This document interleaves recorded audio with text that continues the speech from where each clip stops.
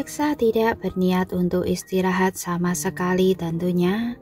Namun Niko benar-benar mengabaikannya dan malah pergi ke taman untuk mengambil Gary sebelum langsung meninggalkan villa itu.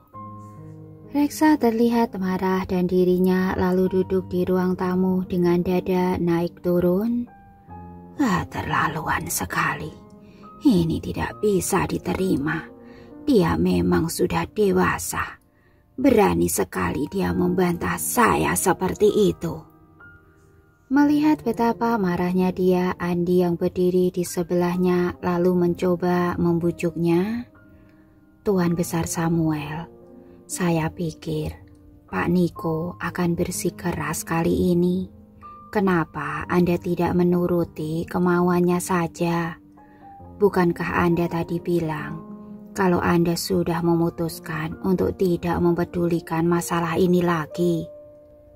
Reksa menjawab, saya memang sudah memutuskan untuk tidak mempedulikan masalah ini lagi. Tapi saya pikir akan sangat disayangkan kalau Niko benar-benar kehilangan gadis baik seperti Reina. Bagaimana mungkin wanita bermarga Romario itu bisa dibandingkan dengannya? Kamu tahu apa yang terjadi dulu? Wanita bermarga Romario itu benar-benar membawa pengaruh buruk dalam keluarga kami. Andi sejenak merasa ragu, namun dia tetap memilih untuk membela Niko dengan berkata, Nona Reina memang gadis yang baik, namun Pak Niko tidak menyukainya. Tidak akan ada hal yang baik yang bisa dihasilkan dari perjodohan paksa. Jika Pak Niko dan Nona Reina menjadi pasangan yang tidak bahagia nantinya, dan dia menyalahkanmu untuk hal itu, bukankah Anda akan merasa bersalah? Reksa memilih tetap diam dengan raut wajah yang sulit dipahami. Sementara itu, beberapa saat setelah dirinya sampai di orkestra, Tiara baru menyadari kalau ada hal yang tidak beres. Niko menyuruhnya pergi dengan sangat terburu-buru. Jelas-jelas pria itu memang sengaja ingin menyuruhnya pergi. Dalam sekejap dia langsung merasa khawatir pada situasi di rumah karena dia tidak tahu apa yang membuat Niko sangat gelisah sampai menyuruhnya pergi. Karena situasi di rumah membebani pikirannya, dia menjadi tidak bersemangat untuk latihan sama sekali. Karena itu dia menaruh biolanya dan memutuskan untuk istirahat sejenak. Tepat saat dia tengah memegang ponselnya dan merasa ragu untuk menghubungi Niko atau tidak untuk menanyakan apa yang terjadi, pria itu malah menghubunginya. Dia menjawab panggilan itu dan berkata, Niko, kapan kamu selesai latihan? Saya sekarang ada di luar gedung orkestra. Tunggu sebentar. Saya akan keluar setelah meminta izin pada guru saya.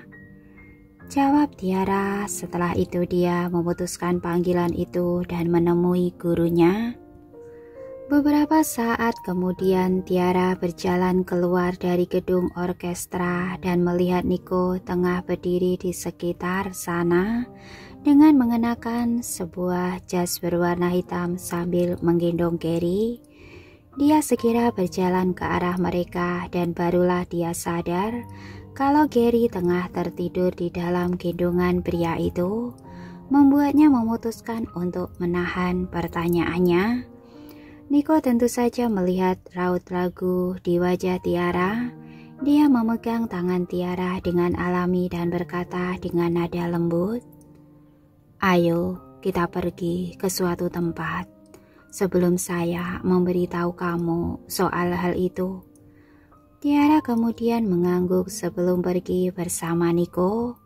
Yang membuat Tiara terkejut, Niko malah membawanya ke hotel. Setelah mereka memasuki kamar hotel, Niko menyuruh Tiara untuk menunggunya di ruang tamu, sementara dirinya membawa Gary ke dalam kamar tidur untuk menidurkan bocah itu. Saat Niko keluar, dia melihat Tiara tengah duduk di sofa sambil mengerutkan dahinya. Menyadari kalau wanita itu merasakan ada yang tidak beres, dia langsung menghampirinya dan memeluknya sebelum berkata, "Saya menyuruh kamu pergi tadi pagi karena kakek saya datang. Saya tidak ingin kamu kesal karena tindakan buruknya. Jadi saya harus menyuruhmu pergi." Tiara menatapnya dengan terkejut. "Kakekmu datang?" Niko mengangguk. "Dia tiba di kota Wina setelah kita turun dari pesawat." Tiara menggigit bibirnya. Dia lalu bertanya dengan agak gelisah, "Apa kakekmu kesini karena perjodohanmu?" Niko tidak menyangkalnya. "Saya sudah menolaknya, jadi kamu tidak perlu khawatir." Tetap saja ketika Tiara mendengarnya, dia merasa bersalah. Dia merasa bahagia saat bersama Niko, namun dia tidak pernah memikirkan situasi yang dia alami pria itu. Dia hanya pernah bertemu Reksa 2 kali, namun dia tahu kalau pria itu adalah sosok yang mendominasi dan suka mengatur orang. Niko pasti merasa sangat tertekan ketika berusaha melawan pria itu. Mana mereka tahu apa yang akan dilakukannya untuk memaksa mereka untuk berpisah. Melihat raut cemas sekaligus bersalah di wajah Tiara, Niko langsung mengetahui apa yang tengah dipikirkannya. Sambil mengeratkan pelukannya di pinggangnya, dia memberikan saran dengan suara lembut, "Jangan terlalu memikirkannya. Kenyataannya, hal ini tidak ada sangkut pautnya denganmu."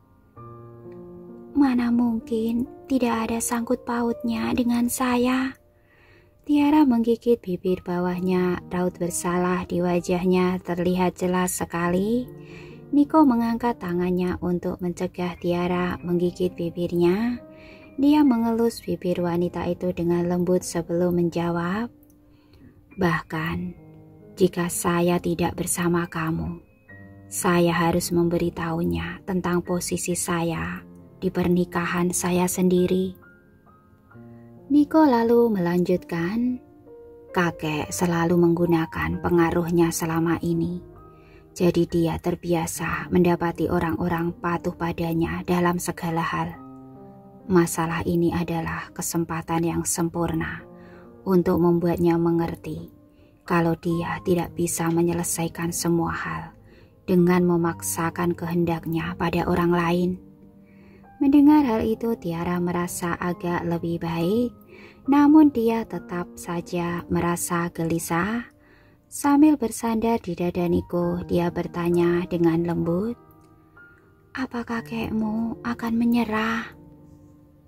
"Jangan khawatir, saya punya cara agar dia tidak bisa menghentikan kita," ucap Niko sambil menundukkan kepalanya untuk mencium kening Tiara. Tanpa bisa membendung rasa perasaannya, Tiara bertanya, "Cara apa?" "Saya sudah menyuruh Andi untuk menyelesaikan prosedur saya agar bisa bergabung kembali ke dalam dunia militer." Niko tidak menyembunyikan rencananya itu darinya. "Saya dulu keluar dari dunia militer, juga sedikit banyak karena permintaannya.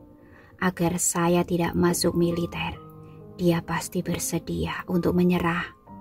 Mendengar hal itu, pikiran Tiara akhirnya bisa tenang. Di saat yang sama, dia berpikir kalau Niko sangat licik, meskipun dia tidak mengatakannya. Bagaimanapun, Niko sedang berusaha keras agar mereka nantinya bisa bersama. Mereka bertiga menginap di hotel malam itu. Sementara itu, Reina tengah menemui asistennya di hotel lain. Ternyata dia sudah mengetahui kalau Reksa pergi ke kota Wina, jadi dia datang ke kota Wina setelahnya. Mengetahui kalau Reksa pasti datang ke sini untuk mencari Niko, dia sudah lebih dulu menyuruh orang-orangnya untuk mengawasi kemanapun pria tua itu pergi. Di dalam ruang tamu yang benderang-benderang, asisten Reina memberitahunya semua informasi yang berhasil dia kumpulkan hari ini. Nona Reina, Tuan Besar Samuel memang datang ke sini untuk bertemu Pak Niko. Kami juga mengetahui kalau Pak Niko sudah lama tinggal di sini. Dia tinggal bersama seorang wanita bersama Tiara Romario sejak dulu. Wajah cantik Reina yang palsu terlihat sangat masam begitu dirinya selesai mendengar ucapan asistennya. Sialan, Niko dan Tiara yang bersama tanpa diketahui oleh siapapun. Memikirkan hal itu, Reina menggertakkan giginya dengan marah. Dia tidak ingin menerima kenyataan kalau dirinya sudah kalah dari Tiara. Wanita itu sudah diusir dari negara ini, namun dia malah bersikeras ingin tinggal bersama Niko. Siapa yang memberikannya keberanian untuk melakukan hal itu? Semakin Reina memikirkannya, semakin dia merasa kalau dirinya harus melakukan sesuatu. Dari segi apa diri saya kurang dari Tiara itu? Tiara tidak tahu kalau seseorang sedang melabuhkan pikiran-pikiran jahat kepadanya. Keesokan harinya dia melakukan sarapan yang hangat dan menyenangkan bersama Niko dan Gary sebelum dirinya pergi ke orkestra sambil membawa biola di punggungnya. Saat hari sudah hampir siang, seorang anggota staf tiba-tiba menghampirinya dan berkata, Tiara, resepsionis bilang ada seseorang yang sedang mencarimu. Kamu lebih baik pergi dan menemuinya. Awalnya Tiara pikir Reksalah yang datang menemuinya dan dia keluar dengan gelisah. Bagaimanapun Niko atau teman-temannya pasti akan langsung memanggilnya daripada harus pergi ke resepsionis dulu untuk mencarinya. Namun begitu dia sampai di resepsionis, dia mengetahui kalau orang yang mencarinya bukanlah Reksa, melainkan seseorang yang tidak dia sangka, Nona Reina. Dia menatap Reina yang tengah mengenakan pakaian desainer terkenal dengan terkejut. Reina menatap Tiara tajam dengan raut angkuh, lalu dia seringai tipis di sudut bibirnya. Dia berkata dengan nada mengejek, kelihatannya kamu masih mengingat saya, Nona Tiara. Baguslah, kita perlu bicara. Tiara sedikit mengerutkan dahinya, sangat tahu kalau Reina tidak bermaksud baik. Meski begitu, dia tetap menyetujui permintaan Reina. Kedua wanita itu pergi ke kafe yang berada di seberang jalan. Setelah pelayan menyajikan kopi untuk mereka dan pergi setelahnya, Reina mengaduk kopinya sembari mendengus dan berkata dengan mencemooh, Nona Tiara, kamu hebat juga. Memikirkan bagaimana kamu bisa menyihir Niko sampai membuatnya berani menentang Tuan Besar Samuel demi bisa bersamamu, bahkan setelah kamu terusir dari negara ini. Kerinyitan di alis Tiara semakin dalam setelah mendengar kalimat sindiran Reina. Dia kemudian membalasnya dengan tegas. Nona Reina, jika kamu ingin mengatakan sesuatu, katakan saja. Apa kamu pikir dirimu pantas berkata dengan penuh sindiran seperti itu? Merasa marah, Reina lalu menatapnya tajam sambil menenangkan emosinya. Tiara juga tidak terlalu memikirkannya. Dia meraih kopinya dan meneguknya sedikit sambil membiarkan Reina terus menatapnya dengan tajam. Melihat betapa tidak terganggunya Tiara, Reina merasa sangat jengkel. Dia menarik nafas dalam-dalam dan mencoba menahan kemarahan di dalam dirinya sebelum berkata, "Saya ingin kamu meninggalkan Niko. Kamu sama sekali bukan orang yang pantas untuknya." "Baik saja, pantas untuk Niko atau tidak. Saya pikir itu bukan urusanmu, Nona Reina." Tiara tidak hanya menyampaikan kenyataan yang ada dengan sikap tenang, namun Reina merasa kalau wanita sedang pamer di depannya. Sambil menggetakkan giginya dengan marah, dia menunjukkan dengan penuh kebencian, "Kamu mungkin belum mengetahui ini, tapi Niko sampai bertengkar dengan Tuan Besar Samuel. Tuan Besar Samuel menjadi sangat marah karena hal ini, sampai dia berkali-kali masuk rumah sakit." Tiara mengatupkan bibirnya dalam diam. Dia memang tidak mengetahui hal ini karena Niko juga tidak pernah memberitahunya. Mata Reina langsung memicing begitu melihat Tiara diam. Dia melanjutkan, "Kamu pasti sudah mengetahui status sosial Niko. Calon istrinya haruslah orang yang luar biasa. Kamu tidak cukup baik baginya, baik dari segi status sosial ataupun latar belakang keluarga. Jika kamu terus-terusan ingin bersama dia, kamu hanya akan membawa masalah untuknya nanti." Wajah Tiara perlahan berubah muram saat mendengar ucapan Reina.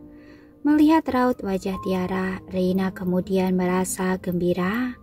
Dia melanjutkan perkataannya seranya mendengus, "Jika kamu tidak menyetujui apa yang saya katakan, biar saya jelaskan dengan cara lain.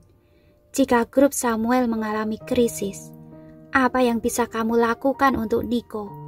Saya beritahu, kamu tidak akan bisa melakukan apapun selain melihatnya dengan pasrah." Tiara langsung terdiam dengan raut wajah malu karena dia tahu kalau ucapan Reina benar. Dia memang tidak bisa membantu Niko di saat seperti itu. Namun kemudian dirinya tidak ingin kalah dari Reina. Dia menarik nafasnya dalam-dalam, menegakkan punggungnya dan menatap mata Reina sebelum menjawabnya dengan keras kepala, "Saya memang tidak menyangkal kalau saya sekarang tidak bisa membantu Niko. Namun saya percaya pada kemampuannya. Dia tidak akan pernah membiarkan grup Samuel jatuh dalam krisis. Jadi perkiraanmu itu tidak berdasar sama sekali." Reina terdiam. Dia tidak pernah menyangka kalau Tiara akan menyangkalnya dengan sikap keras kepala seperti itu. Dia kemudian menjawabnya dengan nada menantang, "Semua hal di dunia ini tidak bisa diprediksi. Dan selain itu, dunia bisnis itu seperti medan pertempuran, di mana semua hal bisa berubah. Apa kamu bisa jamin kalau Niko akan selalu membuat keputusan terbaik?" "Saya baru saja memberitahumu jawabannya. Saya percaya pada Niko. Jadi kamu lebih baik berhenti membicarakan topik tidak penting itu." Ucap Tiara membuat Reina terdiam sekali lagi. Melihat kalau amarah Reina hampir meledak, dia mengalihkan tatapannya ke bawah dan menambahkan dengan tenang, "Untuk dugaanmu yang bilang kalau saya adalah penghambat untuk Niko, saya tidak setuju, Nona Reina. Saya tidak akan menjadi beban untuknya selama dia bersama saya. Sebaliknya, saya akan menjadi motivasinya untuk selalu melangkah ke depan." Reina menjadi jengkel dengan ucapan Tiara. Apa wanita ini sedang pamer di depan saya? Setelah itu, suara Tiara kembali memasuki telinganya.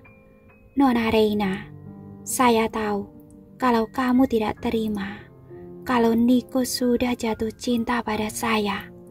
Tapi jika kamu memang benar-benar bisa membuatnya tetap bersamamu, kamu tidak akan susah-susah ke sini untuk mengatakan hal-hal ini di depan saya. Jadi, dengan mendatangi saya, kamu sudah benar-benar kalah dari saya. Diam! Reina membentaknya dengan keras. Dengan kusar dia mengangkat gelas kopi ke atas mejanya dan langsung menyiramkannya ke Tiara. Saya adalah pewaris perusahaan Bahtiar. Mana mungkin saya kalah dari Tiara yang dari segi apapun berada di bawah saya. Semua itu terjadi dengan sangat cepat sampai Tiara tidak sempat menghindar dari tumpahan kopi itu. Saat dia melihat noda yang ada di pakaiannya, wajahnya langsung berubah masam. Dia memperingati Reina dengan marah. Jangan keterlaluan, Nona Reina. Saya keterlaluan? Biar saya beritahu, jika kamu tidak meninggalkan Niko, saya bisa bertindak lebih jauh daripada ini. Mengetahui kalau Tiara dengan keras kepalanya menolak untuk meninggalkan Niko, Reina akan mengungkap watak aslinya. Dengan tatapan sinis di matanya, dia berkata, Niko Samuel adalah pria yang saya cintai, dan saya tidak akan pernah membiarkannya menikahi wanita lain selain saya. Saran saya, tinggalkan Niko dan enyahlah dari pandangan kami, atau kamu akan menerima akibatnya karena sudah memprovokasi saya. Wajah Tiara tentu saja menjadi semakin masam begitu mendengar hal itu. Saat ini dia tiba-tiba mengingat bagaimana Reksa sebelumnya memaksanya pergi ke luar negeri dengan cara yang sama.